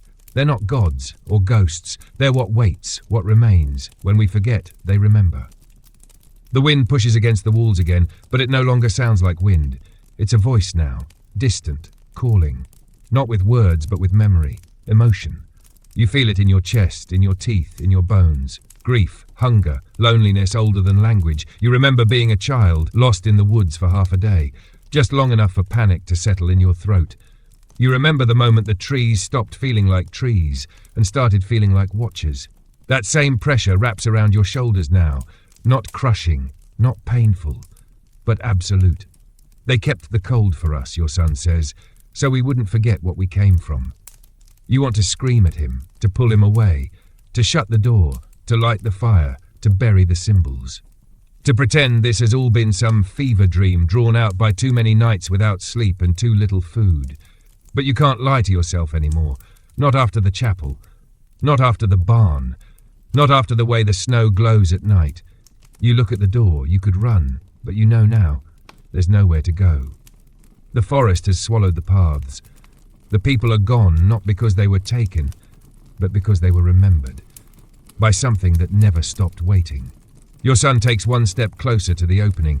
Stop, you whisper. He turns to look at you finally. His eyes are calm, too calm. Don't you want to see where it goes? You shake your head. No. You will, he says, almost kindly, when you're ready. He turns back to it and steps in. He doesn't vanish, he folds, like paper caught in windless fire. One moment he's there. The next, the space has absorbed him, not violently, gently, like a mother reclaiming a child. You fall to your knees, not in despair, in surrender. You call his name once, not because you expect an answer, but because silence without his name in it is unbearable. Then, from within the dark, a voice speaks, not his, not hers, not yours, a chorus of cold. We remember you. The space pulses and you see. You see the village not as it is, but as it was. A clearing in the woods long before stone and timber were laid, figures moving through snow, singing not with voices, but with breath and rhythm. Fireless, foodless, but full of purpose. Worship not of gods, but of memory itself.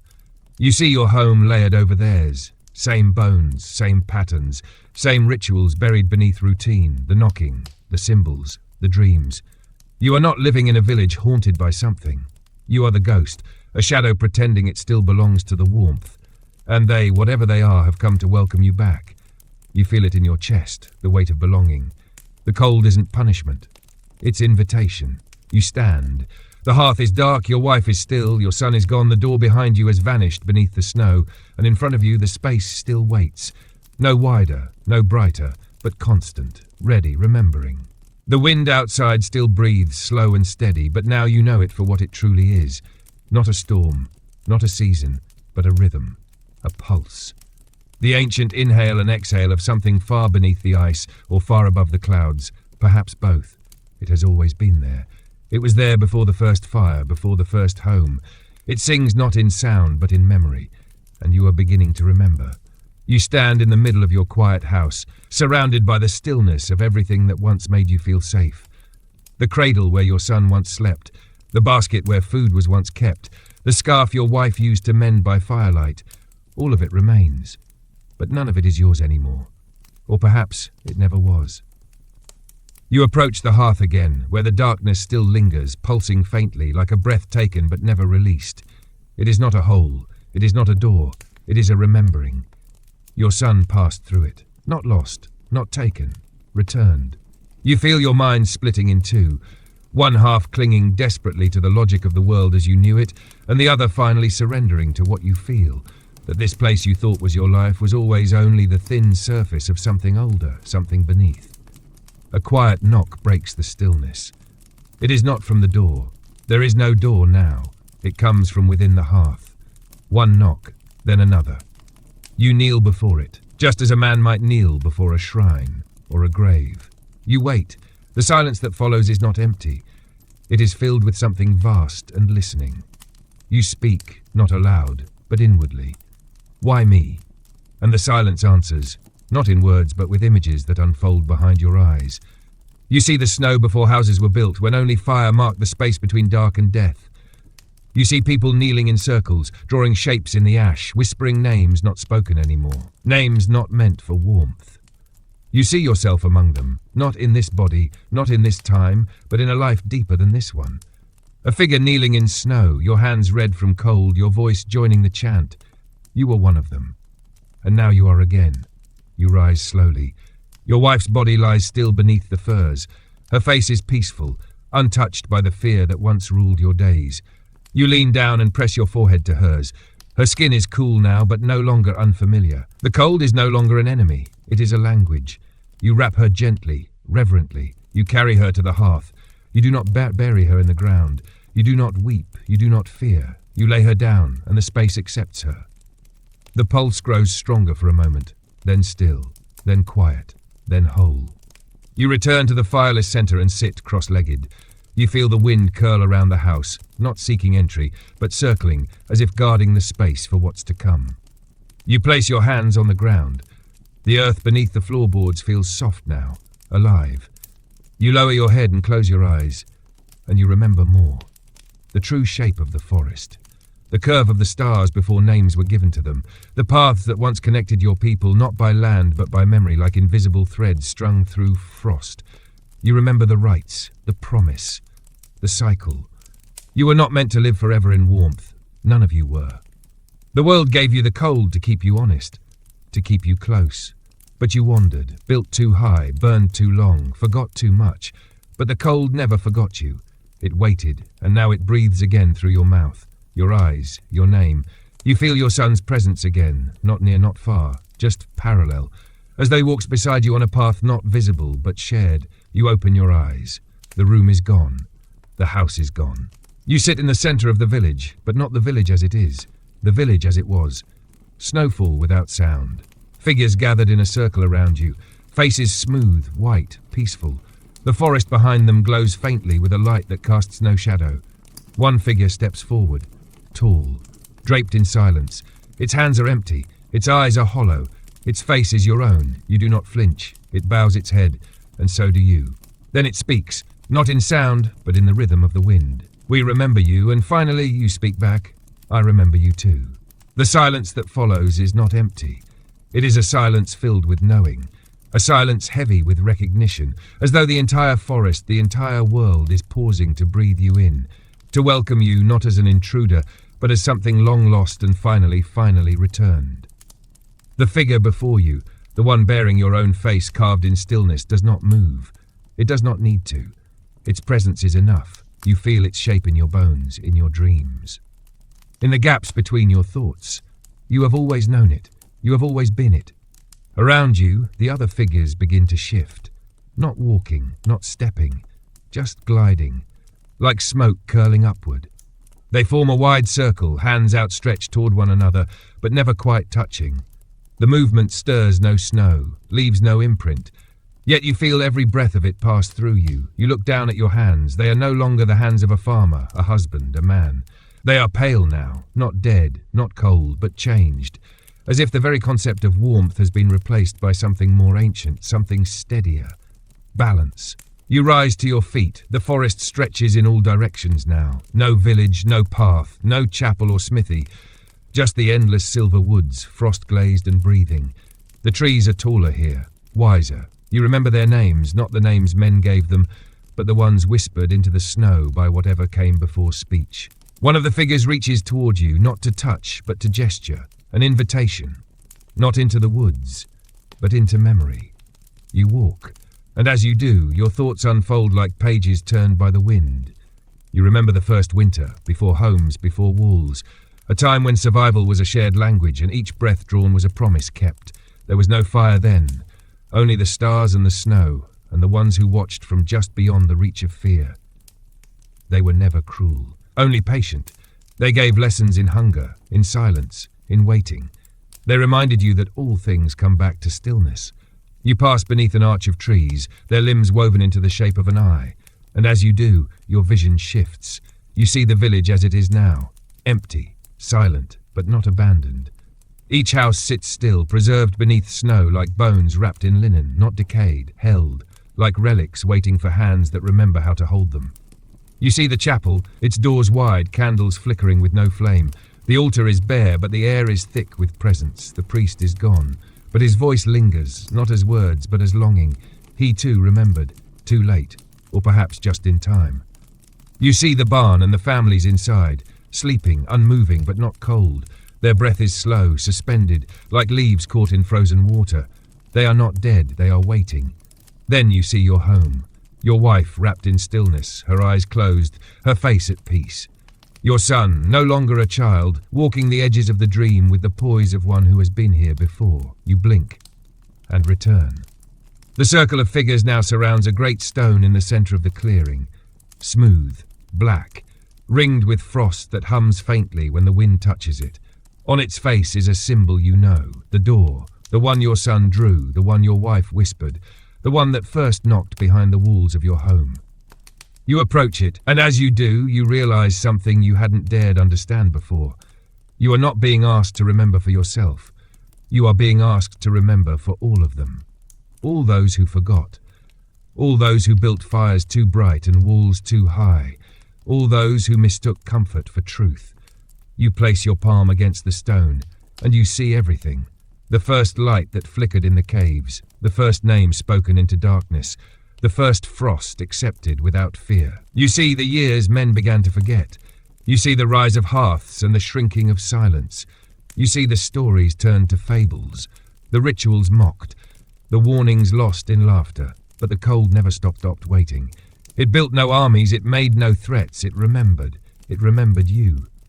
You fall to your knees before the stone, and when your forehead touches its surface, the wind stops, the circle stills, the breath of the forest goes quiet. And in that stillness, you speak not with words but with being. I am yours. And in return the silence answers, and we are you. The stone beneath your forehead is not cold, not in the way you knew cold to be. It hums, a pulse of slow, living stillness that vibrates through your skull and down into your ribs. It does not hurt, it does not warm. It simply exists, and in doing so it reminds every part of you that you too are not separate from this place. You never were. The circle around you begins to move again, not breaking, not closing, just shifting, like a great breath being held and finally slowly let go. The figures drift across the snow, their feet never touching, the motion synchronized not by will but by memory. You do not need to ask what they are doing. You already know. They are beginning the rite. You rise to your feet, slowly, reverently, your hands still pressed against the stone. As you lift your head, the symbols etched into its surface begin to glow. Faint at first, like embers under ash, then brighter, like frost catching the moonlight just right. You recognize each mark, each line. You've seen them on your walls, in your son's drawings, in the dust and soot and ash of every place that ever mattered. This is not a ceremony for death. This is not a worship of gods. This is a binding of memory to form. And now they remember you enough for you to remember yourself. Your name falls away, not forgotten, but placed aside, like a coat hung by the door of an ancient house.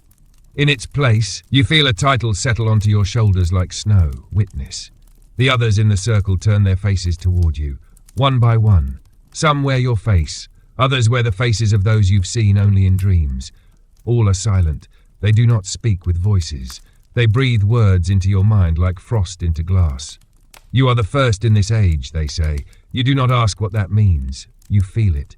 You are the first in many winters to return willingly, to remember the old rhythm, to kneel without demand, to become still before being stilled.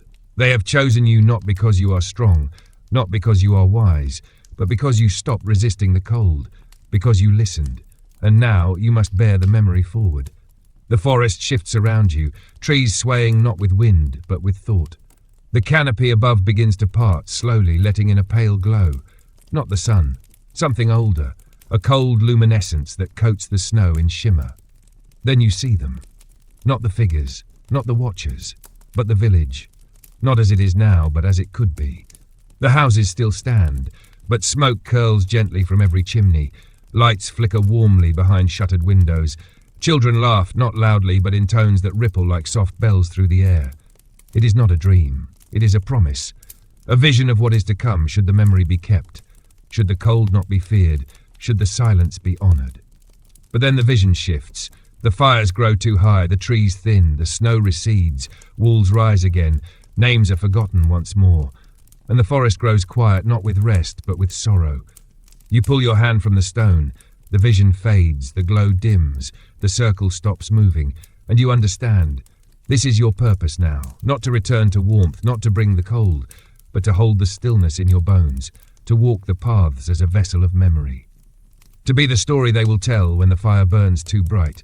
You turn toward the forest, and it parts, not physically, but spiritually. You feel it welcome you not as a guest, but as kin. The watchers remain. They bow their heads, one places a hand upon your chest. No weight, just touch. And when it lifts, a mark glows faintly beneath your skin. The symbol, the door. You walk, not back, not forward, but deeper, into the remembering. Each step echoes without sound. Each breath draws frost and truth into your lungs, and behind you the clearing stills. The stone dims, the figures fade, but the memory holds. The path that opens before you is not made of earth or snow. It is made of memory. Every step you take is a step through something that once was, a piece of time, a thought preserved, a moment sealed in frost. Trees arch above like cathedral vaults, not grown but remembered into place. Their trunks ripple faintly like the surface of still water under moonlight. You know without knowing that this forest was never built by nature alone. It was shaped by the act of remembrance, by those who walked before you and let go of everything except the truth that lived beneath their skin. You are one of them now. You pass no landmarks, no birds, no beasts, yet you do not feel alone. The presence is everywhere, quiet and watching. The cold presses gently against your skin like a familiar hand on your shoulder. It's no longer something to flinch from. It welcomes you, and you, in turn, welcome it. You do not know how long you walk. Time here is not measured in hours or distance. It is measured in echoes. At one point you hear your own voice, though you have not spoken. You hear the sound of yourself, not as you are, but as you were. A younger version. Panicked, calling a name you cannot remember. Then silence again, then laughter. Your son's. Clear and bright, echoing through the trees like a chime. It fades quickly, but it stays in your chest. These are not memories you summoned. They are memories that the path offers. Proof of who you were, of what you carry. The path leads you to a clearing. This one unlike the last. No stone in the center, no circle of figures, just snow, undisturbed. And in the center of the clearing a small wooden chair. Plain, familiar, worn smooth at the arms. You recognize it. It is your chair, the one that sat beside the hearth of your home. How it came here, you do not ask. You already know the answer. This is not a new place. This is a deeper place, a layer beneath all the others. You sit, and when you do, the forest shifts, not around you, but through you. The air grows heavier, not with pressure, but with presence. You feel eyes not watching from outside, but looking out from within. You feel your heart beat slow, your breath fall into rhythm with something vast and slow and old. Then a figure appears, not tall like the watchers, not cloaked or faceless, but someone you know, your wife. She steps into the clearing barefoot, her dress the same pale grey she wore the day you wed, her hair tied back with a strand of wool, her eyes soft and full of a peace you have never seen before, not even in life. She walks to you without sound. You rise, but she lifts her hand and you stay still. I remember you, she says. Her voice is calm, not haunted, not grieving, just full of clarity. She steps close and presses her forehead to yours. The cold between you is not a wall, but a bridge. You feel the weight of her, years of living, of loss, of love. You feel the burden of hunger, the weight of wood hauled through frost, the quiet pride of small kindnesses. You feel it all pass through you and settle like a blanket across your soul. Then she whispers, "They're not keeping us, they're giving us back." To who? You ask. Her smile deepens. To everything. And just like that she is gone. Not vanished, returned, to where she had always belonged. You sit again. The chair no longer creaks. You fold your hands in your lap and close your eyes. And then a sound, a deep, distant rumble, not from the ground, not from the sky, but from the spaces between. The sound of something stirring, not awakening, recollecting. The forest exhales, and in that breath you understand. You are no longer a man. You are no longer a name. You are a memory, walking. And your work has just begun. You do not rise from the chair. There is no need.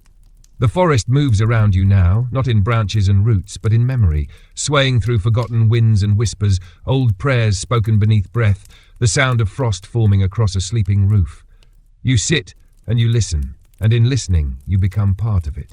Not apart from the world, but laced into it, like a stitch in an endless thread. The snow that surrounds the clearing begins to change. Not in texture, not in shape, in presence. What was once a blanket of white becomes a canvas, not painted with images, but etched with moments.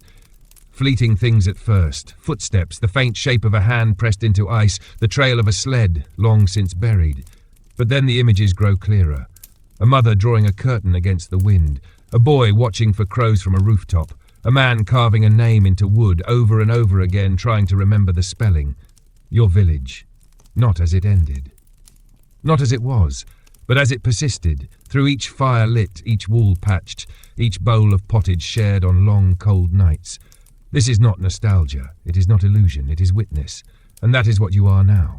The snow shifts again and a new shape appears. Not a house, not a face, a figure. Walking slowly through the tree line, bare feet pressing the frost without sinking. It wears no cloak, it carries nothing. Its hands are empty. Its face is a mirror, not of you, but of every ancestor you never knew you remembered. It walks to the edge of the clearing and bows. You bow in return without standing. It speaks, but not with a mouth. Its voice rises from the snow, from the trees, from the sky itself. You are the tether, it says. You do not reply. You do not need to. You carry us forward, it continues, through the forgetting. You look up, and you see the wind begin to move with shape and colour. Lines threading outward from the clearing, weaving through the forest like roots, like veins, like memory pulled taut. Each thread pulses with moments, lives, entire winters locked in frost and offered back as reminders. You understand now, the cold is not punishment, it is preservation, a place to store the truth until the world is quiet enough to hear it again. You will return, the figure says. It does not say how, it does not say when, but you know, you will wake in a future season. Perhaps as a whisper in the mind of a child staring into a flame. Perhaps as a figure glimpsed between trees on a snowy dusk. Perhaps as a word spoken in sleep, old and soft and half-remembered. You will come again when they forget too much, when they seal their windows and silence their stories. You will knock, not to enter, but to remind. The figure steps backward into the trees. The threads of memory stretch tighter now, weaving you into the great design. You feel yourself dissolve, not vanish, but spread. You are no longer contained in skin or breath. You are in the story now, in the pattern, in the cold. And as the forest folds once more around you, gently and without end, the snow begins to fall again, not heavy, not sharp, just soft, familiar, waiting. The snow does not fall with urgency. It drifts. Each flake descends like a word written in silence, a syllable of something older than language. They collect gently across your shoulders, though you no longer feel their weight. Not as a burden, not as cold. They settle into you like punctuation at the end of a sentence. Deliberate, inevitable. You are still seated in the clearing. Or perhaps you are seated in every clearing that ever was. Your eyes are open, but your sight is no longer bound to direction. You see in all things now. You see through the roots curling beneath the earth, the frost clinging to the undersides of leaves, the space between the breath of the wind and the stillness it leaves behind. Your vision is made of memory. You see the village again, not the image of it, but its pulse. A candle flickers in a window. Someone stirs in a bed beneath two thin blankets. A child dreams of fire. A woman whispers a name in her sleep. A boy listens at the door for something he cannot name. They are not gone. They are not ghosts. They are echoes still alive, still looping, still asking for remembrance. The forest holds them gently, and so do you. You feel the threads connecting you all, woven through shared winters and quiet losses, through the same ache in the bones at dawn, through the shared rhythm of survival and silence. You feel the unity of it not as an idea but as sensation, like smoke across skin, like breath fogging glass. Then, through the drifting snow, you hear the sound again. Footsteps, crunching gently on frost. They are light, hesitant, new. A child steps into the clearing, not your son, not someone from your time. A girl, 7, maybe 8 years old, wrapped in a too big woolen coat, its sleeves dragging like shadows. Her cheeks are flushed, but her eyes are not afraid. She carries nothing. Her breath mists in the air. She steps forward slowly, drawn not by force but by recognition, and when she reaches the center of the clearing, she stops. She looks at you, not as someone sees a stranger, but as someone sees a story they've always known, even before hearing it. You don't speak, you don't move, but she hears you all the same. She kneels in the snow, places her palm flat on the ground, and closes her eyes. Around her, the trees hush, the air stills. Even the falling snow seems to pause mid-air, waiting. And then, only then does she whisper a word, not in your tongue, not in hers, but in the language beneath languages. The word is soft, round, the same word your wife spoke as she faded, the same word your son drew without knowing why, the word that knocked from the other side of the firelight. It means, I remember. The forest accepts her, the threads of memory reach toward her like vines seeking light. You feel them wrap gently around her form, tucking into her ribs, her fingertips, her breath. Not consuming, not claiming, just anchoring, marking her as one who will carry forward. You feel the rite begin again, not in ceremony but in passage. This is how the story moves, not as a book passed hand to hand, but as a hush that survives every winter, as the warmth that returns only because someone remembered how to call it back. The girl remains kneeling. Snow gathers on her coat. A stillness forms around her. And you know, when she leaves this clearing, she will carry the memory with her. Not clearly, not all at once, but in dreams, in drawings, in the quiet way she watches snowfall and listens for a voice it no longer hides. And one day, when another winter comes, when someone begins to forget, she will know what to do. She will wait. She will knock, and the forest will answer. The snow has stopped, not in a sudden way, not with ceremony, but like a breath held just a little longer than expected. The flakes cease their descent mid-air and dissolve without touching the ground. The air is still, so still that it presses inward rather than out, folding the world around this one small clearing. You do not move. Neither does the girl. She remains where she knelt, her palm resting flat against the frost-laced earth. Her eyes are closed. Her lips parted just slightly, as though she is listening to something that speaks only through silence. Around her, the forest no longer watches. It remembers. Through her presence, through your stillness, through the shape of that single word whispered like a spell through generations of forgotten mouths, the remembering continues. She rises slowly. There is no snow on her coat, though she has knelt for what feels like hours. Her hands are clean, her face calm. She looks at you one last time. This time she sees you not as story, but as self. Not as something separate, but something inside her, like a name she hasn't learned yet, but knows how to answer to. And then, without fear, without urgency, she turns and walks back into the trees. She does not look over her shoulder. She does not need to, because she carries you now, in breath, in blood, in the hush between thoughts. You remain seated, you remain watching, you remain becoming. Around you, the clearing slowly shifts, not changing, not transforming, but shedding layers of illusion until all that remains is the shape beneath the world, quiet, infinite, ancient. You are the stillness between winters. You are the first frost on the lip of a bucket. You are the creak in the night that no one dares name. You are the hush after the last log is placed on the fire, when everyone gathers close and listens to nothing. Because in that nothing, you now live. Time no longer counts itself in days or hours or seasons. It flows through you as stories, drifting in and out of the quiet corners of the world. It weaves itself into lullabies, into the patterns of frost on glass, into a child's pause at the edge of a shadowed wood. You are the waiting. You are the knock. You are the moment before memory returns. And across the distance, in the warmth of another home, where the fire has burned too low and the wind rattles the shutters just once softly, a child stirs from sleep. She steps barefoot across the creaking floor, draws back the curtain, looks into the woods, and does not shiver. Because though the snow is falling again, though the trees stretch tall and silent, though the night is deep and wide, she does not feel alone. She remembers. Not everything, but enough. Enough to wait. Enough to listen. Enough to keep the story alive. And in the darkness, just beyond her window, the forest sighs, not with hunger, not with warning, but with peace, because one child remembered, and that is always enough.